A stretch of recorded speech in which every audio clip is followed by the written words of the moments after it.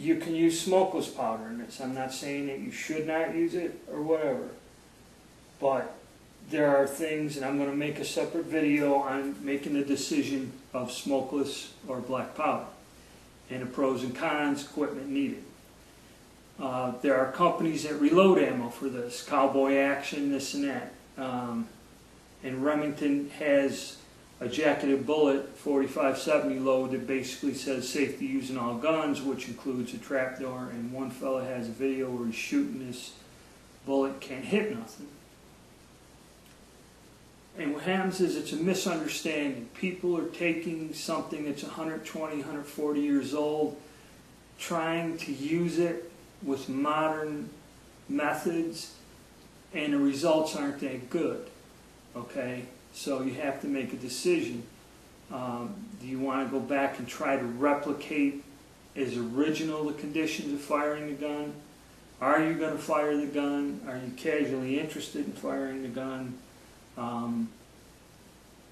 You know, do you want to get into reloading, which I strongly suggest. If you really want to shoot any of these old guns, whether they're trapdoors or even military surplus, like the M95 rifles, it saves you money and is sensible to get into reloading. It's not that hard to do.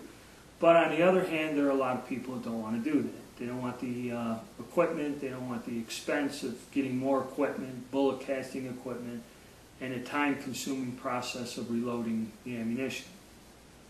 So these are choices you got to make.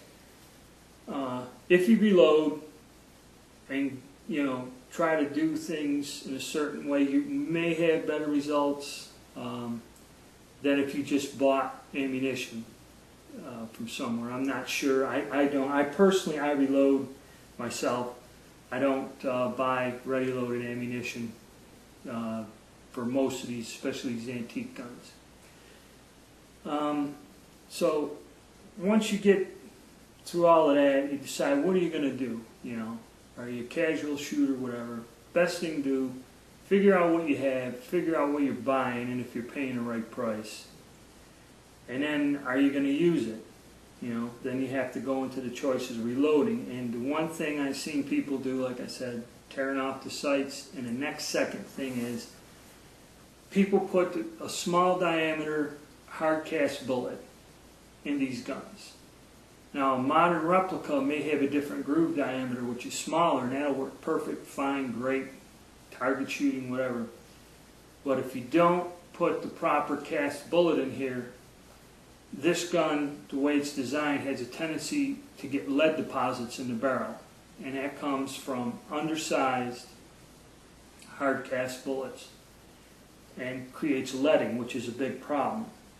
Because there's problems with trying to look down the barrel of this. The way this gun's designed, it's not like a bolt-action rifle. Okay, you got to try to look down the barrel, and it's hard to do. And I made a little device to do that, and I'm going to make a separate video on that to make that easier. And then leading itself, I have to make a separate video. It is a problem. How to remove it? There's really no clear answers. How do you know you have leading? It's another complicated thing, and it's important, and people have asked me about it because it is a problem. So I'm going to try to cover that. So basically, that's kind of like what I'm kind of going for, is trying to make these videos, and I'm going to take you down how I made my decisions and the path I went. It is not the only way to do it. It is my opinion. It's what I do. I'm not saying that reloading or doing things with these guns any other different way is wrong. In my opinion, I just don't recommend certain things, and I do recommend gathering more knowledge and trying not to damage these guns or get them any more screwed up than they have been over the years. It's basically why I'm making this video. So check this one out, and I'm going to make one on the decision of reloading for this, black powder, smokeless, and tools and a whole array of things. But this is one I'm trying to explain while I'm making all these different videos.